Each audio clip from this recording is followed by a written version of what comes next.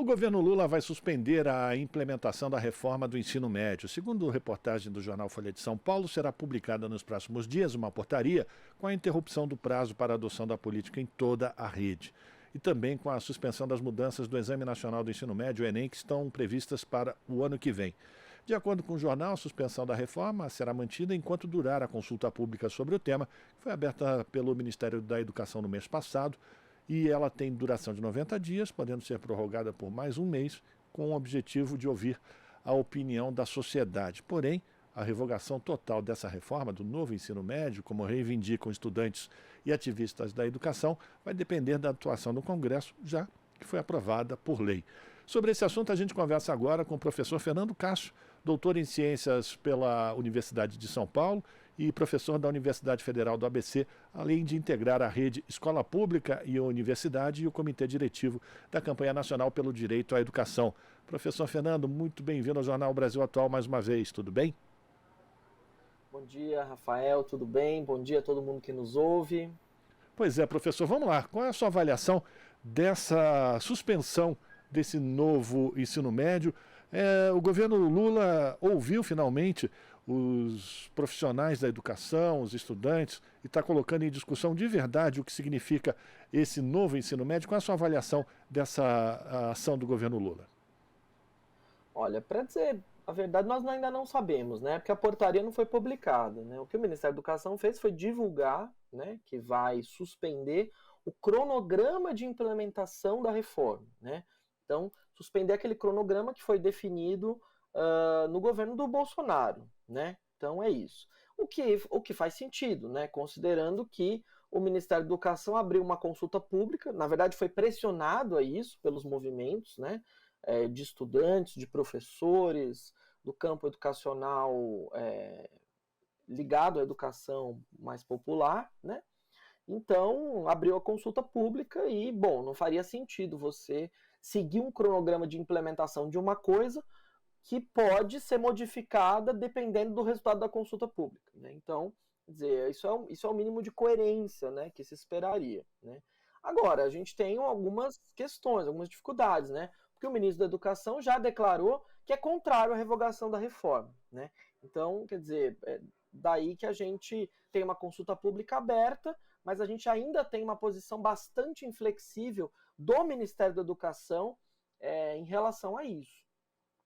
Professor, diante de todas essas modificações, o senhor poderia fazer um resumo, um brevíssimo resumo do que significa esse novo ensino médio para os nossos ouvintes e espectadores que estão chegando agora e que porventura não tenham ainda muita ideia do que isso significa e como isso impacta na escola pública brasileira, enfim, né, na escola como um todo aqui no país, esse novo ensino médio? Bem, esse novo ensino médio foi aprovado por uma medida provisória do Michel Temer, em 2016, né? Enfim, sem um pingo de diálogo com a escola, com os professores, com os estudantes, foi uma coisa feita de cima para baixo, juntamente com ali um grupo muito reduzido de fundações empresariais, né, financiadas por bilionários, né? Que na verdade, quem hoje são os próprios fiadores da reforma. A reforma faz algumas promessas muito bonitas, assim, né? Muito interessantes, né? Para a juventude brasileira. Então, a ideia de que você vai flexibilizar o currículo para que todo mundo possa ter liberdade de escolha do que cursar na escola, que todo mundo vai poder fazer curso técnico e sair com um emprego da escola, que a gente vai expandir a carga horária e todo mundo vai poder estudar na escola de tempo integral, enfim. Então, são ideias, assim, né? Que foram vendidas como, né, puxa, uma revolução na educação, né? Quem não é a favor de uma reforma que aumenta liberdades, que melhora a escola e etc. Então, isso foi propagandeado durante alguns anos, né, à medida em que ia sendo preparada a implementação dessa reforma.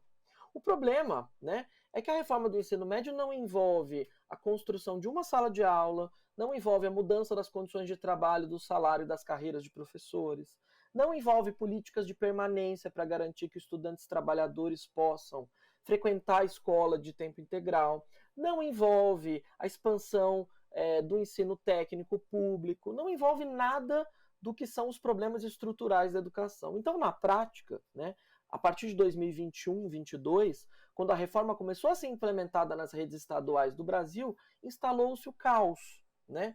Porque essa é uma reforma que elimina as disciplinas escolares, substitui por um monte de disciplinas esdrúxulas, sem conteúdo, né? E desorganiza completamente a rede de ensino. Na prática, estudantes de escolas pequenas, de escolas de periferia, de cidades pequenas, não têm opção nenhuma de escolher nada do que vai fazer, né? Não tem professores para assumir essa multiplicidade de itinerários, então dizia-se que 13 disciplinas era muito. Agora nós temos algumas centenas, né, de disciplinas, entre elas tira o pé do chão, o que rola por aí, coisas assim, sem conteúdo mesmo, né, que os estudantes nem reconhecem aquilo como aula, né, para ser muito sincero.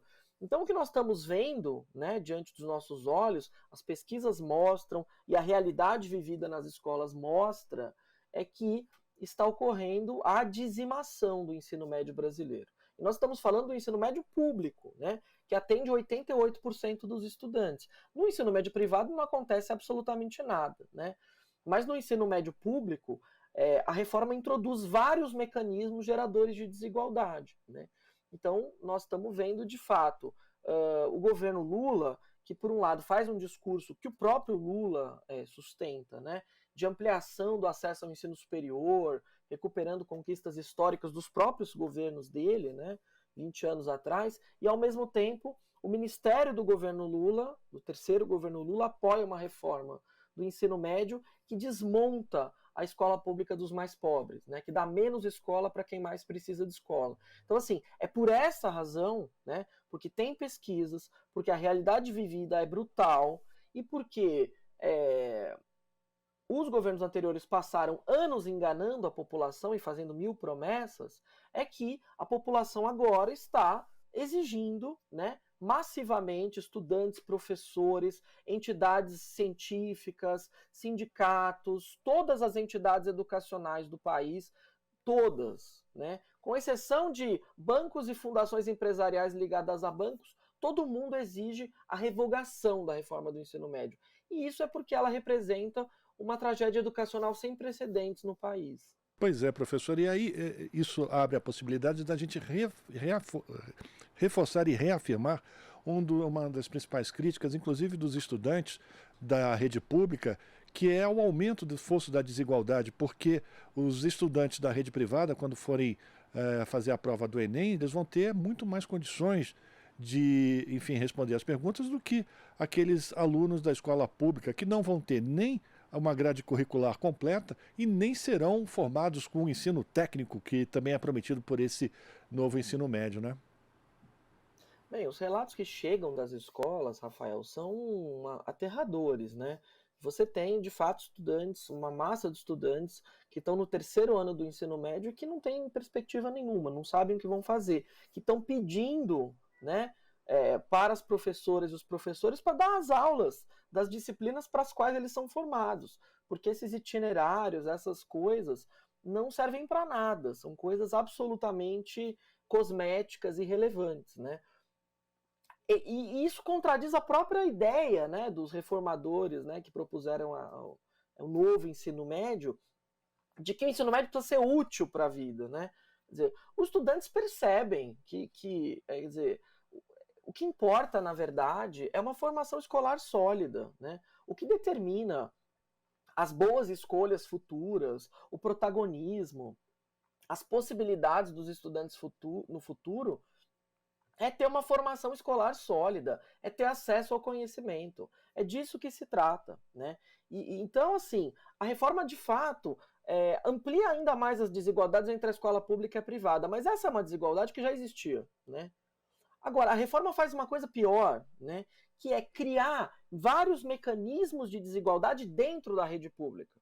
Então, o que nossas pesquisas têm mostrado é isso, é que estudantes, por exemplo, mais vulneráveis, de renda menor e com famílias com escolaridade menor, estudam em escolas em que tem menos possibilidades de escolha, tem menos itinerário formativo, tem menos acesso ao conhecimento. Então, dentro da rede pública também, a reforma vai criando outras diferenciações, né, de maneira a, de fato, piorar a escolarização daqueles estudantes que já eram mais vulneráveis e que mais precisavam de uma escola melhor, que essa reforma, afinal, está aí afirmando há 6 anos que traria, né? A gente está conversando com o professor Fernando Cássio, doutor em Ciências pela Universidade de São Paulo, professor também da Universidade Federal do ABC, integrante da rede Escola Pública e Universidade e também no Comitê Diretivo da Campanha Nacional pelo Direito à Educação. Professor, diante desse quadro que o senhor apresentou para todos nós, como agora as entidades devem se colocar nessa consulta pública e também na pressão ao Congresso Nacional, uma vez que vai ser necessário também a atuação do Congresso para revogar essa lei. Então são 2 movimentos, né, professor? Convencer o Ministério da Educação, que o senhor já disse que ele está resistente também à revogação desse ensino médio, e depois o Congresso Nacional, que ele é composto por parlamentares muito reacionários e conservadores. Rafael, eu tenho a impressão que talvez seja mais fácil hoje convencer o Congresso Nacional do que convencer o Ministério da Educação, né?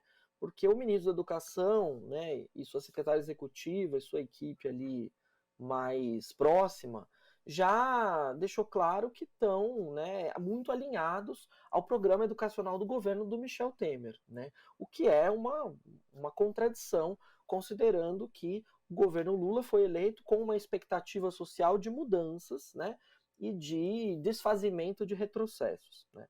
Então, sim, espera-se que o Ministério da Educação, o que se espera, né, do Executivo, é que o Executivo faça uma sinalização para que o Legislativo possa fazer o seu trabalho de aprovar uma lei que revoga a reforma do ensino médio e que dispara um processo de construção de uma outra forma, né, de um outro modelo de ensino médio que tenha o mínimo consenso social. Aliás, esse é um ponto relevante, crucial da discussão, que o próprio ministro da Educação e os institutos e fundações empresariais que apoiam a reforma do ensino médio, até Luciano Huck ontem se manifestou em rede social, né, apoiando a reforma do ensino médio, Estadão fez editorial mal criado, apoiando a reforma do ensino médio. Então é isso, o campo conservador, né, as elites econômicas, todas apoiam a reforma do ensino médio. E estão adotando um discurso, né,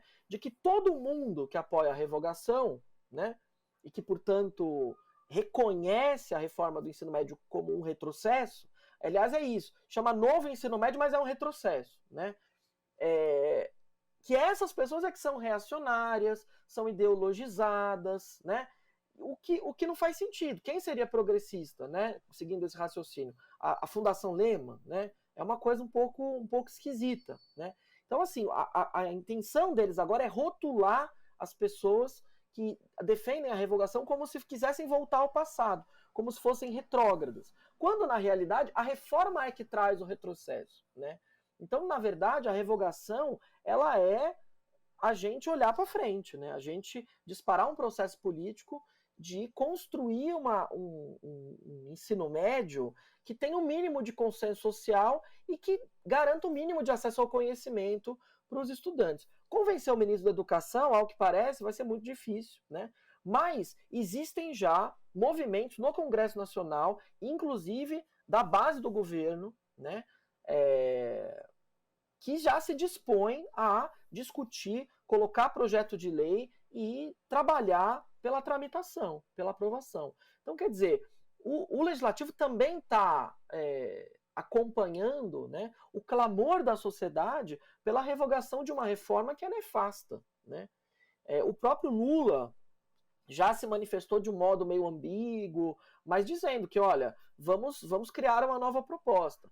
A questão agora é só combinar com o ministro, né, que tem ali um arranjo, né, com os institutos e fundações empresariais, para que ele possa seguir o programa do governo dele, né, do programa que foi eleito. E aí é por essa razão que a gente tem gente na rua, estudantes, professores, que a gente tem uma carta aberta pela revogação da reforma, que foi assinada por mais de 640 associações científicas, grupos de pesquisa, entidades estudantis, sindicatos, movimentos sociais, ou seja, é muita gente, é uma unanimidade, porque qualquer pessoa que vá numa escola pública hoje é capaz de ver a terra arrasada, que essa reforma deixou. É uma espécie de uma bomba atômica. Ela pulveriza tudo, né?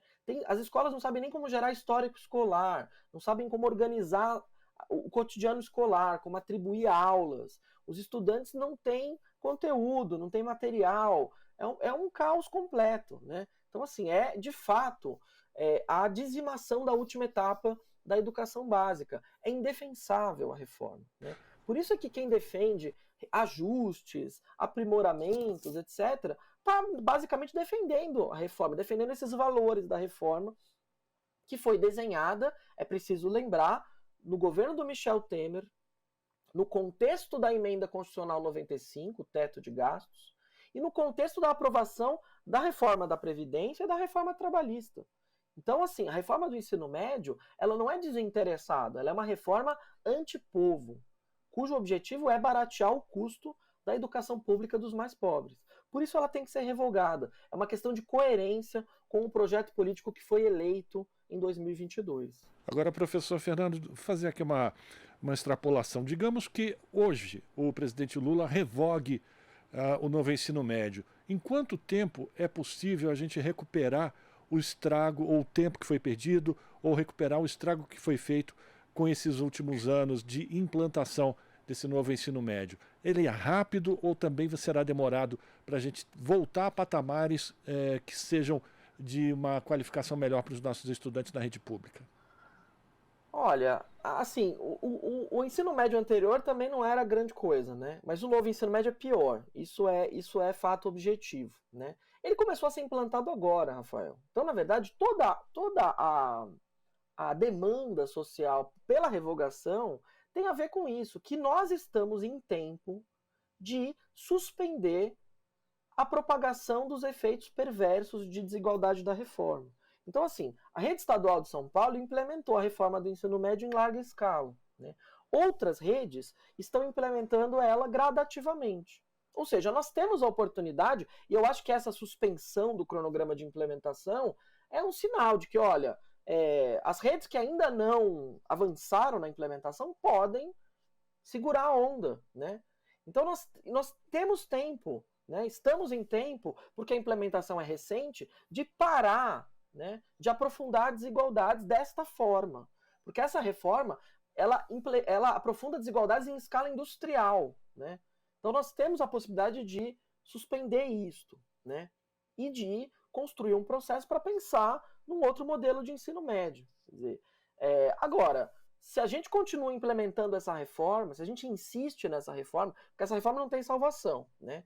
Aí, Rafael, de fato eu sou obrigado a assumir que a gente vai levar muito tempo para recuperar, porque a gente vai perder ali muitas gerações de jovens vão ter o futuro comprometido com essa reforma, né? Então, eu acho que o tempo, a oportunidade política é essa. Nós temos um governo de perfil progressista e nós temos uma reforma que mal começou a ser implementada e já mostra a perversidade que é. Bom, por que não impedir que ela se aprofunde, né? Então, agora temos uma suspensão, mas a suspensão permanente seria a revogação, que é aquilo pelo que as comunidades escolares estão hoje no país lutando.